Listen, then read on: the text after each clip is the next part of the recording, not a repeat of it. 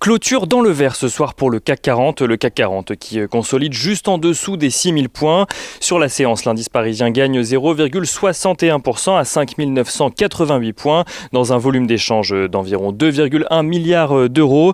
On notera cependant que sur la semaine, l'indice parisien perd 0,15%.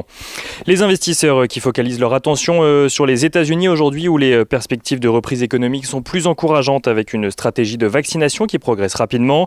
Joe Biden a d'ailleurs annoncé avoir atteint 100 millions d'Américains vaccinés au bout de 58 jours de mandat, là où il s'était donné comme objectif 100 jours. Qu'à cela ne tienne, le président américain a doublé son objectif et vise à présent 200 millions d'Américains vaccinés au 100e jour de son mandat.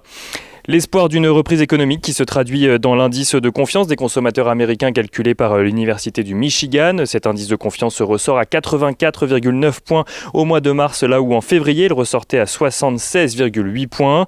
En ce qui concerne les revenus et les dépenses des ménages, en revanche, on notera que les revenus des ménages américains ont reculé de 7,1% sur le mois de février, là où les dépenses ont, elles, reculé de 1%. Une tendance que les experts espèrent voir inversé au mois de mars avec les effets du plan de relance.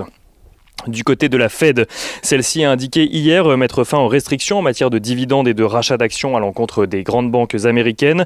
Jérôme Powell a par ailleurs répondu indirectement aux craintes des investisseurs vis-à-vis du coût du plan de relance alors que la dette publique devrait atteindre 102% du PIB américain à fin 2021. Le président de la Fed estime que le moment viendra pour se pencher sur le problème de la dette, mais que la priorité actuellement reste la reprise de l'économie américaine. Et États-Unis toujours, on note que les rendements obligataires restent aux alentours des 1,64% à la clôture du marché parisien. Au sein de l'Union européenne à présent, la question du blocage des exportations des vaccins vers le Royaume-Uni a été abordée par les chefs d'État et de gouvernement de la zone.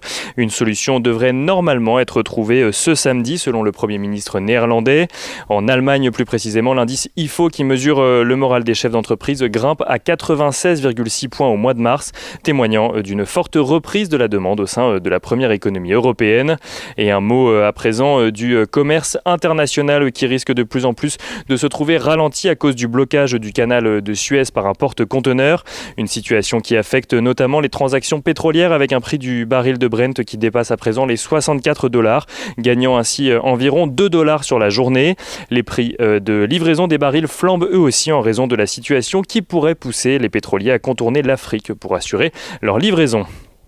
Du côté des valeurs à présent qu'il fallait suivre aujourd'hui à la Bourse de Paris, on notera tout d'abord dans le sillage de la hausse des cours du pétrole que Total gagne 1,23% ce soir. EssilorLuxottica a annoncé de son côté ce matin procéder au rachat du réseau de laboratoire Walman aux États-Unis, une opération dont le montant n'a pas été dévoilé.